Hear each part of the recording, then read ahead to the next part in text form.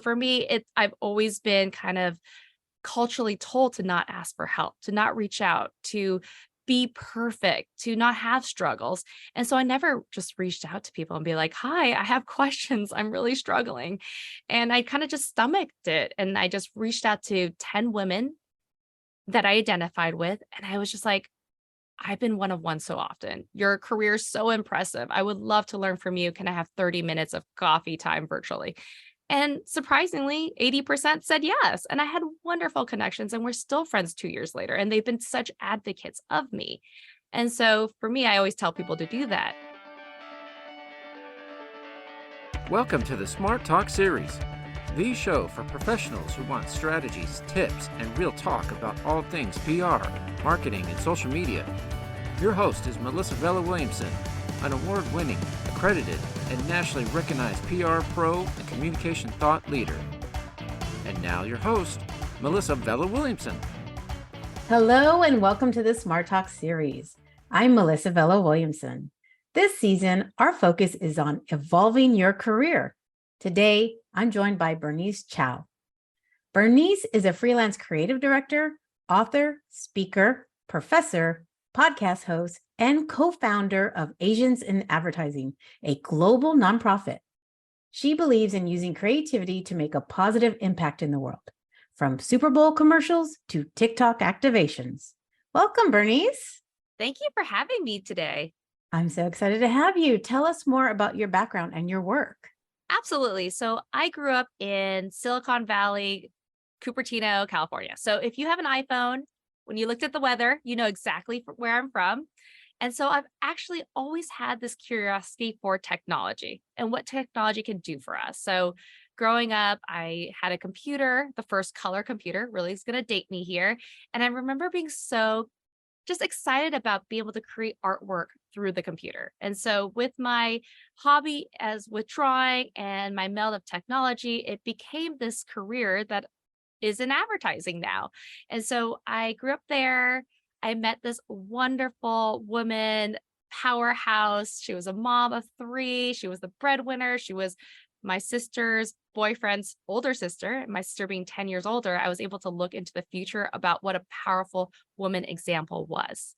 And I saw that she had this really wonderful career in advertising where she still could be creative. And so I predate social media. And so I was just like, where did you go to school? What did you study? And she was like, I studied graphic design. I went to Pasadena Art Center College of Design in Southern California. And it was a really wonderful experience. And so I just did check, check, check. I moved to Los Angeles. I went to the same school, studied the same thing.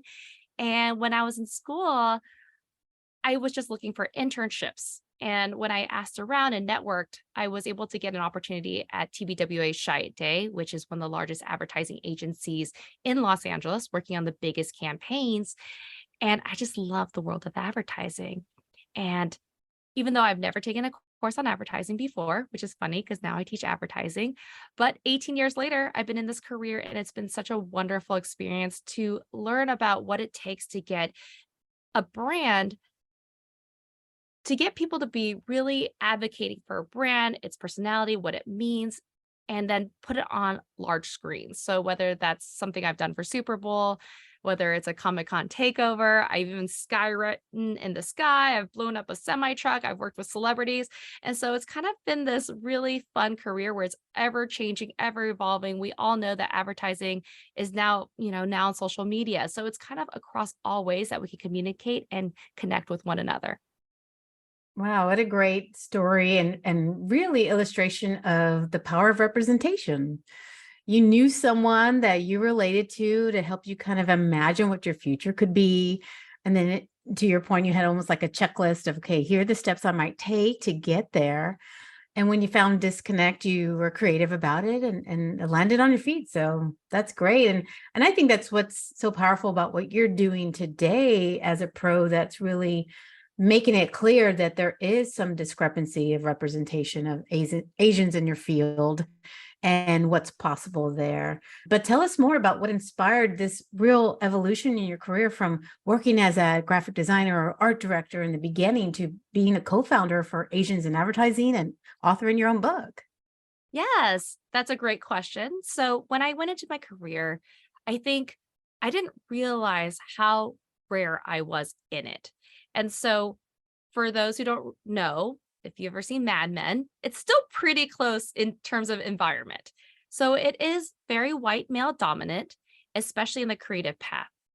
And so for me, I would often be one of one in a room. So whether the only female, the only person of color, the only Asian, and now the only mom. And so I remember at a point in my career when I was 28, this was a while ago, and I looked around going, I'm the oldest person here that's a female. And it really challenged me where my career could go and also who to talk to about these challenges because my mentors were the people I worked for that were white males. And so a lot of times where I was like, hey, I'm not being adequately promoted. I'm being underpaid compared to my counterpart. I'm not being put on the best projects. And so I'd be like, what advice do you have for me? And they'd be like, just ask for it. Simple as that. And I'm like, I did. I asked for it a bunch. I also showed my record. Like I would bring in my pieces and be like, well, you told me this is your expectations for that project. I met those expectations. I way beat those. Even though this project was already something that was like, you just thought it was like busy work, I made it something and you didn't think it was going to be that. This was the biggest piece this company even had this year. And you gave me limited resources for it. And so I can do that again. And so a lot of times they'll be like, oh, cute, right? Mm. Yeah, sure. She's just saying these things. And I didn't get those things. And so for me, it wasn't until the pandemic when we were all home, really struggling for connection, that I started to kind of going, oh, maybe I do need more women in my life. Maybe I need someone that comes from my same cultural background that I can identify with.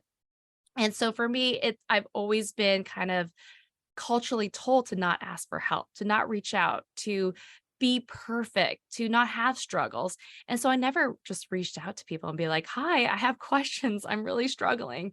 And I kind of just stomached it. And I just reached out to 10 women that I identified with. And I was just like, I've been one of one so often. Your career is so impressive. I would love to learn from you. Can I have 30 minutes of coffee time virtually? And surprisingly, 80% said yes. And I had wonderful connections, and we're still friends 2 years later. And they've been such advocates of me. And so for me, I always tell people to do that. So this was 2021. We were a year into the pandemic. And as we all know, that Asian hate was on a rise because when you looked at the television and we all had the news on 24/7 running in the background, we saw where Asians were being represented.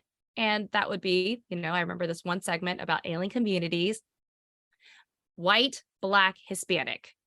Where were Asians? They weren't in that alien community conversation. They were on the other end where it was like, where did this virus come from? Kung flu, China virus. So this idea of, hey, we're not seeing where we're needed and we're scapegoated when it's convenient was really true. And even to this day, when you ask the Asian community, 1 out of 2 of us actually fear. When I see someone with an American flag in their yard, wearing an American t-shirt, I actually do worry about my safety. And as someone that only knows this country, born and raised, it's really sad to think that I feel this kind of unsafeness when I see something that represents my identity. And so this idea of Asians in advertising was actually something I wanted to do 2 years ago or 2 years before this, so in 2019, but it wasn't the right time. And the reason why I wanted to create this was that I saw that there wasn't a community for someone like me, someone that was in advertising, someone that was Asian, and that was creative. And when I wanted to start this, I brought in people I worked with. And by the third meeting, it was the idea that making space for us was uncomfortable. Do we really deserve this? Are we the ones really in need?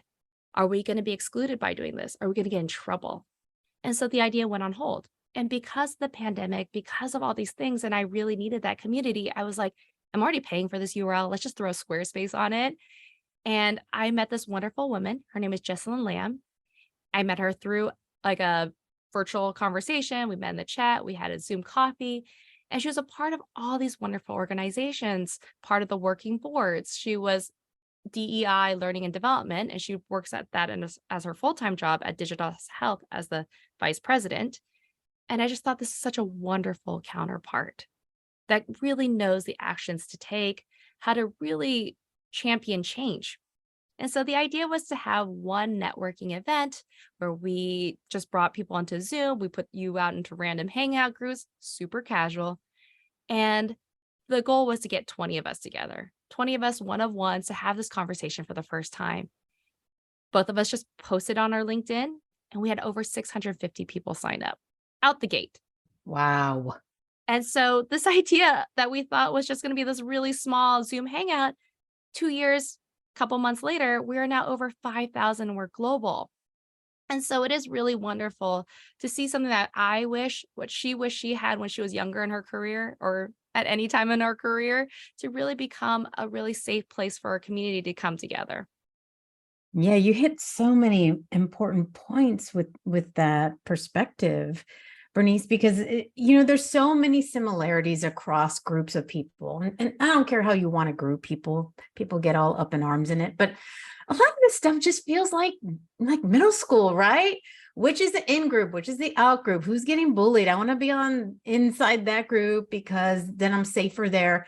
And the reality is humans are very tribal in nature. We're looking for safety. We're looking for belonging, right? It's a top value worldwide based on the Value Graphics Project's data. And, it transcends whatever ethnic or racial background you have. But there are a lot of shared similarities in the collectivist culture that we're brought up in, particularly in groups of color. Latinos and Asians share a lot of similarities. And depending on I even know my 20 years in the business, throughout where I've been, it's been great and cool and valuable to be Latino. And it's also made me feel less than, right? So it depends on your environment, the rooms that you're in and the space that you make. And so I just want to congratulate you and your partner for taking that feeling of sometimes being that token or the only and saying, you know what, let's just be pioneers and let's make something for others like us that are looking to belong and have these conversations. Because in the Latino community, for a variety of different reasons that we don't have time to get into, but we're often told to be quiet or get by or survive by being quiet and stepping out of the light and being behind the scenes. And so that's something professionally that I have to work internally against, but then also with, and particularly with women like Latinas, to say, stand up, raise your hand, ask for that promotion. And when you don't get it, then be the change and make the change you need to make, because you don't want to be rewarded for your efforts and taken seriously. So I just want to acknowledge all the courage you all have had to get to this place today. Thank you. And I'm happy to go into the book as well to answer the Yeah. second part of your question. So 8 months after we started our nonprofit, we were reached out to by a publisher. So Wiley Publishing actually sent me an email and was like, hey, would you be interested in writing a book? And I forwarded it to my co-founder. I was like, I got this email. And I love to tell the story because the first thing she said was, this is fake. And she was like, who are we to write a book? And we took that first call, and it was a wonderful Asian American woman on the other end, really wanting to have that same community. And she also felt the same disparity. And one of the things she was saying is like, would you write this book? Because we don't have a book that talks about how to ascend the career ladder as Asian Americans. I was kind of like, how is that possible? We've been here for so long. How has there not been a book? And so we Googled, we looked on Amazon, and we're like, wow, that's really surprising. There hasn't been a career handbook. And so it was a really quick process where we kind of took all the learnings that we've done for Asians in advertising, because for Asians in advertising, we really believe if we can get Asians to all career levels, that we could show up in the work. And that means on the other end of representation, telling our stories and our voices in the work that we do, because we know that brands have money to sell products. So why can't we attach our stories so that we can be seen as Asian Americans versus as foreigners? So for us, we kind of take everything we've learned from L&D, as well as personal branding, advertising, creativity, and using that to be seen. So our book is called The Visibility Mindset: How Asian American Leaders Can Create Opportunities and Push Past Boundaries. And so it is a little bit of recognizing where Asian Americans currently are. So we do a lot of data because, as we know, there's so many stereotypes around our community. that people don't realize the need that we have. So a lot of times we've heard that statistic that Asian Americans are the highest wage earners, but we also know that Asians live in coastal cities. So of course our medium wage is going to be higher than most communities because of just where our population live. But we also share things like the poorest community in New York by 29.8% are Asians. And so you kind of have to wrestle with the idea of these different data points to be like, oh, wow. So there are different dynamics that are happening within this community. Also, there are stereotypes that Asians are head down, quiet, and good workers. Yes, that is a great stereotype, but it isn't for all of us. And there are consequences to being head down, good workers, like you said previously. Then people don't think you're a leader because you can do the busy work. They don't think you can express yourself and voice yourself. You're not good in front of clients, for instance. And so we talk about all these nuances in the book and how to overcome those things so that you can be seen in your career, and for allies to understand the struggles our community has, because our struggles are different. The Latino community, the Black community, like we all have different struggles, all valid, but different. And so really understanding that perspective is where we want to come from, and just kind of sharing our lived experience and how to support that in the workplace. Those are really important aspects that you're sharing, that, the uncovering, right, what those myths are and the stereotypes and how they hold us back as people is really important. And as communication professionals, we have to understand that. So we're working with that sensitivity, because we can really write some imbalances in the messaging that we create, in the advertising we create, in the films we create. It's all really important. And we have that privilege to have that leverage. So we need to use it. So inside your book, The Visibility Mindset, what are you finding that's really helping counteract some of these stereotypes, or what's been uncovered since you've written it? It is really wonderful to kind of hear feedback. So what really resonated with our community, what was great takeaways, and we've heard different things about which chapters really stood out. Honestly, I know I said this early on that I was like, I'm good with writing for a while. And my counterpart, Jessalyn, was like, what about a part 2? And I was like, no, I'm not ready. But I do feel like I wish we could really expand on some chapters and definitely lean into the ones where we heard back a lot from. We were really careful into breaking the book in half. And so we really focus on areas of strength for one another, like which chapters we would write. And so, I'll break it down the book for you, but the first section of the 3 is working on yourself. Then section 2 is working with others, and then the future of DEI in the workforce. So it is 3 different sections, and then 6 and 6 written by either of us. And so for me, I wrote personal branding because I am a creative.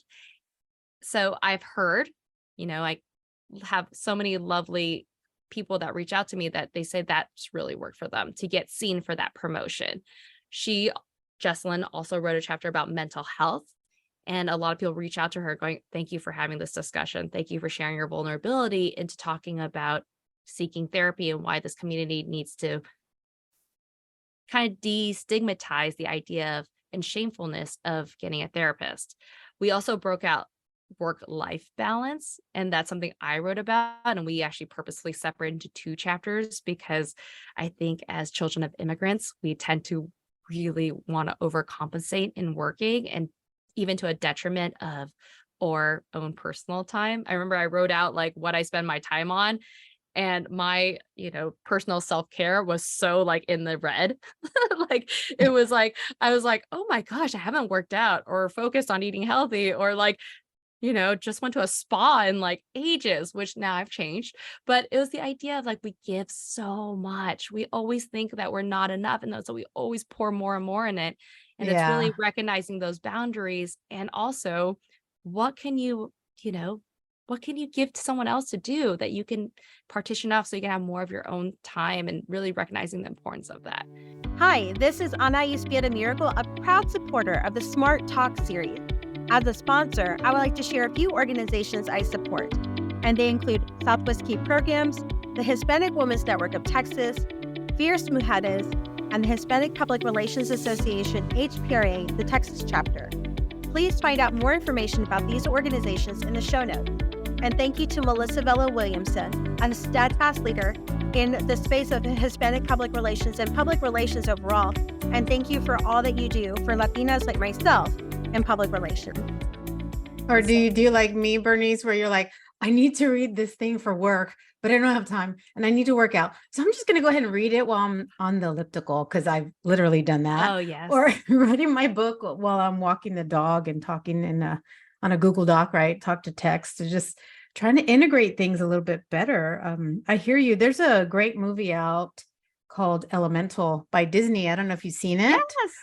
I really like this concept of using the animated characters as fire and water, the different elements, and how they should work together, right, in harmony, because we need all parts of that in our life, but also that they're segregated through circumstances outside of their being and whatnot. So kudos to Disney for exploring this idea in a novel way that I think takes some of the polarizing parts off of the conversation.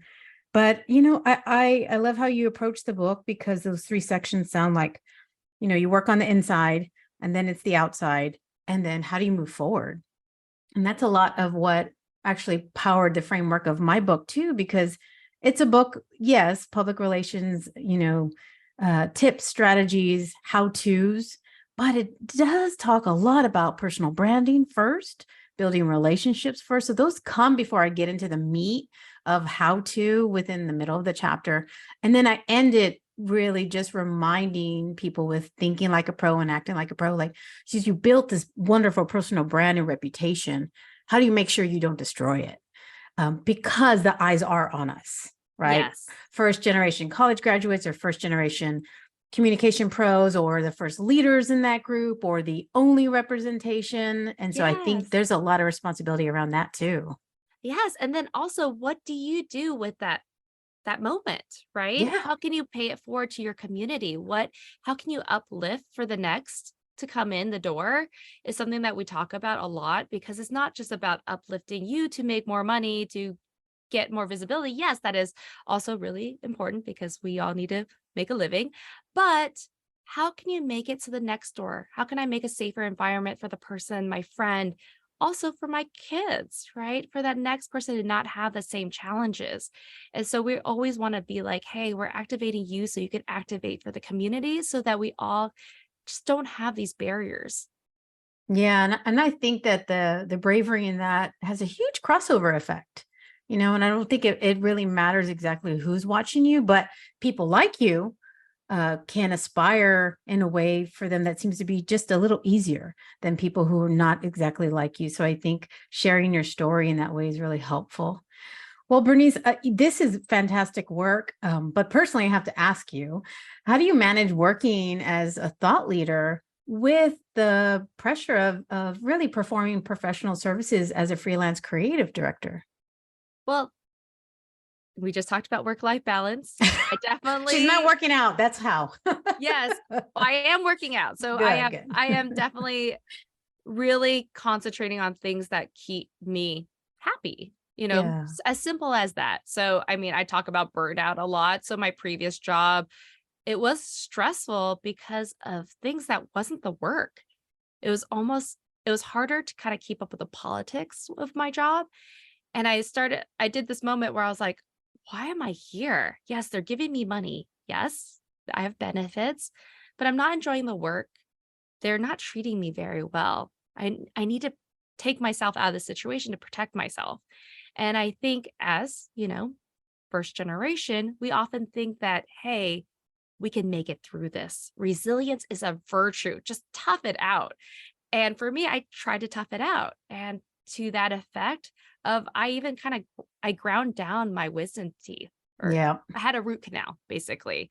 And my dentist was kind of like, what are you doing? What is causing you to do this? And I was like, it's my job.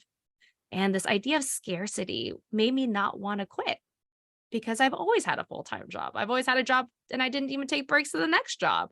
I had jobs while having other jobs. This idea of like always having to hustle was such a true thing for me that I had to take a moment and go, what happens if I let go? And so I was like, okay, really had to have this conversation with my husband. What does this look like? Are we okay? Can I do this? And we had this understanding of, let's just try it. Let's see how long you need or what happens if you do. And I've been so blessed that the community has really been supporting me, where I was able to get freelance jobs. I've been speaking a lot. And because of that, I haven't had to have a full-time job. I've been able to kind of make the career I need for the life I want to have. And so for me, I have 2 children. I have a 2 and a 4-year-old. It's a very precious time. And I really want to be there as a mom. I don't want to be there checking my emails, bringing my laptop to the beach. Like, I don't want to be this person that's just not fully there. And so for me, I've been able to balance by putting boundaries. Like, okay, I will not respond to a Slack while I'm driving. I would pull over, but I was responding to messages or I was checking my watch and like It's hard not to. trying to a speech to text while driving the kids to school. And I was doing this thing where I was like, I constantly needed to feel like I was performative. I was constantly delivering value. And now I've been like, okay, putting in my calendar, these are drop off times, these are pickup times, these are off hours. I am now doing things where I'm like, I have to work out every day. I have to cook dinner. I have to do these things, where this was in my self-care time, which would just be the first thing to get cut. And so now kind of thinking life first versus work first has been a huge change into how I manage my time and my personal bandwidth and my mental energy. And it's been really refreshing. My dentist is very happy now. It's so funny you mentioned that, because I actually wrote a column for the Public Relations Society of America. I'm a columnist there. And it's called Cultural Strategy. And one of them, I think, probably surprised people, but I was talking about a new trend I was noticing, which was the lack of self-care or around healthcare, right? So in terms of our well-being, particularly as these PR practitioners or advertisers, those of us who have pretty high stakes communication jobs, like, we know it can be super stressful and constant. And all the additional monitoring of public sentiment and changing terminology in the last few years has really taxed that as well. So my column was about how I had noticed, well, first my dentist had noticed, hey, I think you're grinding your teeth. And at my age, I'm like, what? I'm not going to be picking up a bad habit. Like, what happened? But it's when I'm asleep, and it was me. And I literally probably know the nights that happened is when I was trying to work out a problem. You ever go to sleep and like, you think you're at rest and at peace, but then your brain starts trying to work out a work problem and you wake up exhausted. Like, why was I running around in my brain all night? But yeah, he said, you know what? Let's talk about getting you a mouth guard, because I don't want this to become a problem for you. And I said, I can't believe this is happening, but then I can believe it's happening. And he said, well, Melissa, I have noticed a huge uptick in people grinding their teeth since the pandemic kicked off. And so it was kind of a warning in my column to PR pros, like, have you been to the dentist? Please check your teeth, because you might be grinding them down from stress. So I think you're right. And I will acknowledge that some of the privilege business owners have, or self-employed people have, is that we can say no in certain ways. But I would ask everyone, as you consider career evolution, how can you prioritize your own well-being? Because the older I get, the more often I just see these circumstances of people that I really loved in different ways, right? As family members or friends or colleagues and mentors have just gotten struck with severe illnesses or just, unexpected passings. And it just wakes you up. So I think it's really important that you've established those boundaries. Sticking to them is hard. And so that's something I'm working on too, is I think next year will be my year of no. So watch out, everybody. Well, this is great, Bernice. What kind of advice do you have for any communication professional who might be interested in exploring their career evolution? I mean, I want to tie this answer to what you just said, because this is my year of yes. So I know this one is, but next year it's going to be no. Yeah, this year I am hitting a decade number and my birthday. And so I am definitely not letting fear drive me. I think my parents are always like, don't do this, don't do that, don't go to a movie after 6 p.m. Like there's all these like rules that were almost a little too intense that like I never felt like I was just like exploring new things or letting my inner child come out. And this is my year of my inner child. So I'm, for instance, taking up skateboarding because my 4-year-old's taking up skateboarding. Previous me would be like, I'm going to get hurt. Who am I to be on a skateboard? I'm not the most coordinated anyway. And it's been such a wonderful thing to be like, why can't I take that ceramics class? Why can't I go skateboard? Why can't I get that tattoo? Like I'm definitely leaning into this and it's really opening up my creativity. Yeah. Because for a long time, I think all those no's, I was getting really burnt out. I was like, okay, I'm in this little box. I got to think this way. I got to be so professional. I have to be so perfect. And now I'm just like, who cares? Right. I'm also, it's a little freeing. I'm still very professional, but I'm definitely giving myself a chance to explore, to try these interests that I've always had, which has been such a nice plus of this work-life balance to have space in my life to do this. Cause I think my brain wasn't even at that moment of like, what can I add? It was definitely like overfilled. But when I'm more relaxed, I can do more, right? Versus when I'm Yes. feeling so anxious, I can't do that much. I only can handle 1 or 2 tasks at a time. But when you feel like you're coming from a place of more abundance, mentally, physically, then you can explore additional things. And so for career evolution, I believe your brain has to be a little bit more open and receptive to things that are coming in. So you have to give yourself that space. So whether that's space that you need to create through physical, through mental, through spiritual, but to give your heart that room to explore is really important. Yeah. And I want to build off that because I think it was Shonda Rhimes, and I think she has a book about the year of yes when she was just saying yes to anything, stepping out. Forgive me, Shonda, if it wasn't you, it was Viola Davis. Someone said yes for a year and it was like really fun, but then also the next year they hit a wall. And I think for me, what I was realizing too with my book launch and that being like a new baby is that this is the year to say yes to everything. But I have noticed, to your point, Bernice, that because I'm trying all these new things, it is taxing on time and taxing on my right, brain capacity and energy. And then I'm realizing that I don't have that space to be creative because I'm just go, go, go. So I think there's a duality to all of this. And we have to think about saying yes to more things that allow us to have creativity, space, more joy in our life. Yes. So I'm excited about that, especially as we evolve in a career. I think we feel like we have more ownership or agency to start making those strategic choices versus moving with however our employers or, the environment takes us. So that's really great. Well, Bernice, I want to ask you because I want to coin this phrase and have people think about their communication in a different way. But what does this concept of smart talk mean to you? I mean, thank you for creating this term because it's so relevant. I have been hosting TED Talks, TEDx Culver City for the last 9 years in Los Angeles.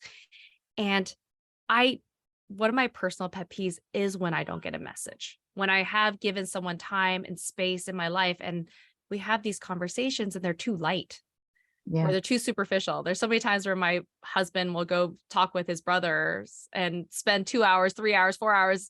And I'm like, what's happening with them?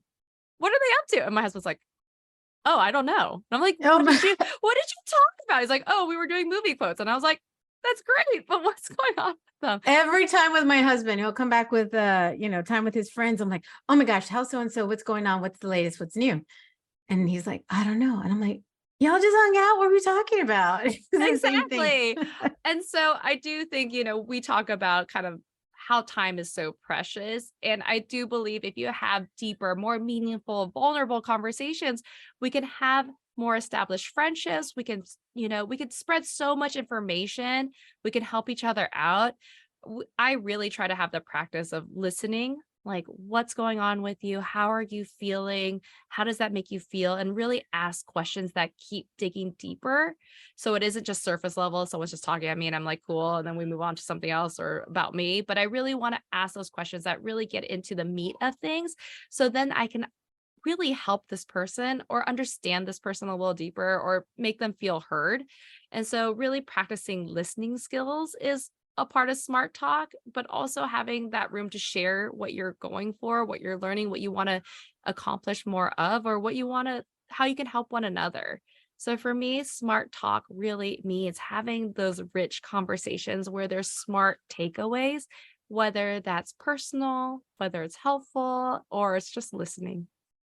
I love it. And your story in the beginning about being courageous enough to ask for conversations with female leaders and being vulnerable to say, I need help. Can you advise me? I think that's a huge part of starting that kind of smart talk conversations that make change in our life, right? And if we have the opportunity to have the mic, sharing it in a smart way, it really matters. So thank you. So Bernice, it was a delight having you conversate with me today, and I'm sure our listeners would love to connect. So what's the best way for listeners to reach out to you? Well, thank you for having me today, Melissa. This was really fun. You can reach out to me on all platforms. So LinkedIn, it's just Bernice Chao, BerniceChao. And on social platforms, it's Hello Bernice. So that's IG, Twitter, TikTok, Threads even. And so really easy to reach out to. Check out my nonprofit at asiansinadvertising.com. We always have events and programs that you can join. Also, the podcast is called Asians in Advertising, so really easy to find. And lastly, the book, The Visibility Mindset, is available on all major retailers and can be found on visibilitymindset.com. Fantastic. I hope you all check it out. And thank you, Bernice, for sharing your knowledge with us today. Thank you. Thank you for having me. Thanks to our listeners for joining me for today's episode. We love diving deep into communication topics to elevate our industry practice. You can work with me as a trainer, consultant, or hire my firm, MVW Communications, for strategic planning or PR strategy services. In case you missed it, Smart Talk, Public Relations Essentials All Pros Should Know, is out. You can buy your print or audiobook copy to get award-winning advice, lessons, and tools about all things public relations. Available on Amazon, or get an autographed copy at mvw360.com/book. Grab your copy there and please leave us a review. It would mean the world to me and helps more aspiring or working professionals find us. And as always, think smart and communicate smart. And I'll see you next time. Thank you for joining us for another episode of the Smart Talk series. If you learned something or enjoyed our conversation, share it on social media or send to a friend. To learn more about this and other communication topics, visit mvw360.com. That's mvw360.com.